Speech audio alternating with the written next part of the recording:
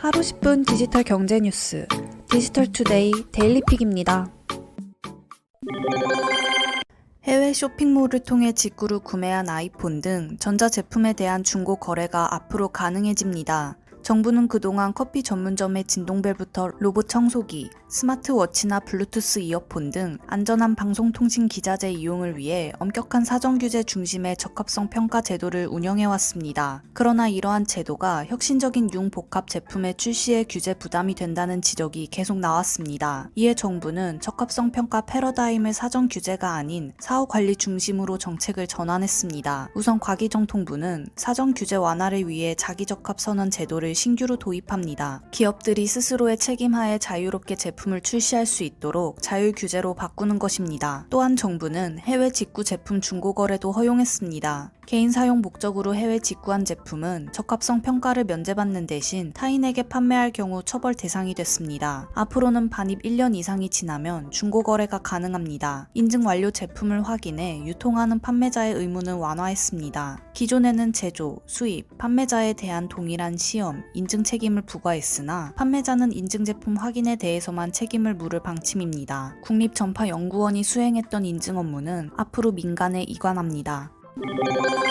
장보기 앱 마켓컬리의 운영사 컬리가 전자지급 결제 대행업체, 일명 피지업체를 인수하며 결제 및 정산 서비스 고도화와 오픈마켓 서비스를 위한 준비에 착수했습니다. 컬리는 시스템 구축과 고도화가 완료되면 마켓컬리를 직매입을 기반으로 한 기존 사업 모델에 더해 오픈마켓으로 서비스 영역을 확장한다는 계획입니다. 오픈마켓 서비스 시작은 내년 상반기를 목표로 하고 있습니다. 현재 마켓컬리는 파트너사 약 2천여 곳으로부터 상품 약 3만 개를 직매입해 운영하고 있습니다. 이 중 96%는 중소상공인으로 더 편리하고 신속한 정산 시스템에 대한 수요가 있는 상황으로 전해집니다. 마켓컬리는 또 피지 라이센스를 보유한 업체 인수를 통해 자체 페이를 기반으로 한 간편결제 시스템을 제공할 예정입니다. 현재 마켓컬리는 네이버페이, 스마일페이, 차이, 카카오페이와 토스, 페이코 등 다수 간편결제 서비스를 제공 중입니다.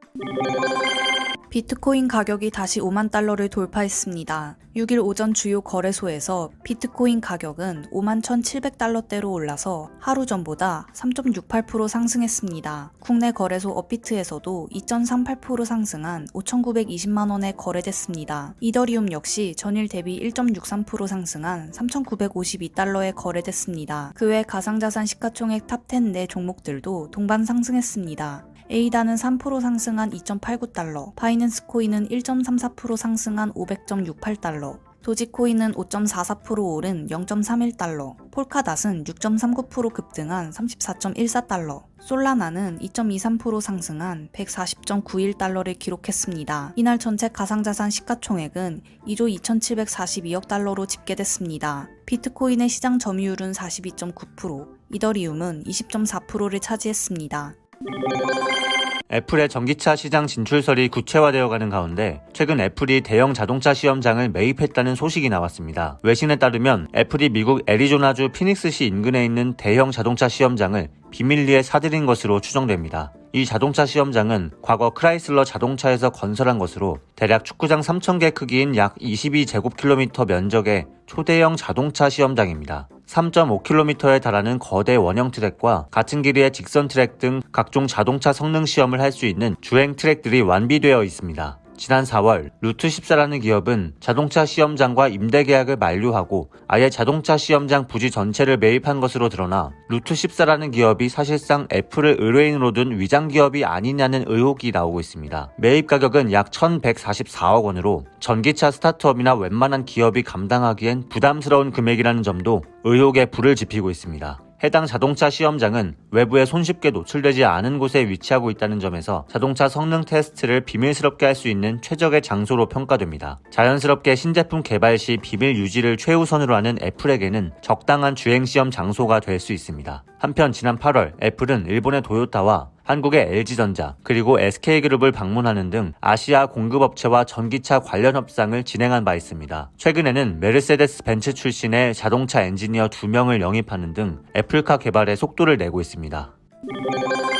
메르세데스 벤츠가 럭셔리 오프로더 승용차 G 바겐 전동화 버전을 공개했습니다. EQG로 알려진 G 바겐 전동화 버전은 벤츠 G 바겐의 박스형 디자인과 강력한 오프로드 성능을 그대로 살린 채 엔진과 흡배기 시스템 대신 배터리와 모터를 장착한 전기 SUV 차량입니다. 실제 양산형은 아닌 컨셉트 차량으로 구체적인 성능이나 출시 시기는 공개되지 않았습니다. 다만 4개의 전기 모터를 이용한 4륜 구동 차량으로 강력한 등판력과 험로 돌파력을 지니고 있을 것으로 파악됩니다. 배터리는 차량 하부의 고강성 프레임 안쪽에 장착되며 용량은 108kWh가량으로 최대 500km 주행이 가능한 것으로 보입니다. 기존 가솔린 및 디젤 엔진을 갖춘 G 바겐이 대당 1억 4천만 원에서 2억 원대인 만큼 EQG 역시 2억 원대를 가볍게 넘기는 최고급 SUV 차량으로 출시될 것으로 예상됩니다. 카카오 모빌리티가 자율주행 생태계 성장을 도모하는 KM 자율주행 얼라이언스 프로그램을 출범한다고 밝혔습니다. 카카오 모빌리티는 개별 자율주행 기술 서비스화를 지원하고 이종 분야 간 협력을 촉진해 자율주행 기술 상용화를 앞당기는 것을 목표로 KM 자율주행 얼라이언스를 공식 출범, 업체 간 협력체계 구축에 나선다는 방침입니다. 시스템, 차량, 정밀 지도, 모니터링과 관제, 연계 서비스 등 자율주행 각 분야에서 역량을 보유한 기업을 연결하고 이들과의 사업 협력, 공동기술 연구 등을 추진합니다. 이를 위해 얼라이언스에 참여하는 파트너사에게는 기술을 빠르게 실증해 볼 수 있는 모빌리티 플랫폼 인프라도 제공합니다. 카카오 모빌리티는 카카오티를 통해 자율주행 환경에 최적화된 배차, 경로 생성, 도착 예정 시간 산출 기술을 고도화하고 다양한 자율주행 기술이 안정적으로 연동될 수 있는 플랫폼을 제공한다는 목표입니다. 자율주행 기반 신규 서비스 모델 발굴에도 나설 방침입니다. 자율주행차를 단순 이동수단으로 활용하는 데 그치지 않고 사물과 서비스의 이동도 실현할 수 있는 공간 플랫폼으로 진화시키는 데 주력한다는 계획입니다.